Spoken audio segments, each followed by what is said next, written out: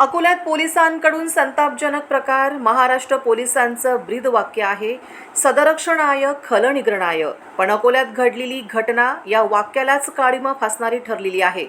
अकोल्यातील civil line police ठाण्यात लॉकअपमध्ये असलेल्या एका आरोपी महिलेसोबत एक धक्कादायक प्रकार झाला आहे. आरोप असा आहे की ASI राजेश जाधव ने त्या महिलेला तिच्या मुलीबद्दल मागणी केली. तुझ्या मुलीला 10,000 देतो, एक रात्र माझ्याकडे पाठव, असा गंभीर आरोप पीडित महिलेने केला आहे. ही बाब समोर येताच अनिल जुंबडे घटनास्थळी दाखल झाले आणि त्यांनी कर्मचाऱ्यांना जाब विचारत संताप व्यक्त केला. या घटनेचा व्हिडिओ सोशल मीडियावर व्हायरल झाला असून संपूर्ण राज्यात संतापाची लाट उसळली आहे. सध्या आरोपी कर्मचाऱ्यांवर निलंबनाची कारवाई सुरू असल्याची माहिती समोर येते. प्रश्न एकच, जिथे पोलीस ठाण्यात महिला सुरक्षित नाही तर सामान्य नागरिकांनी विश्वास ठेवायचा तरी कुठे?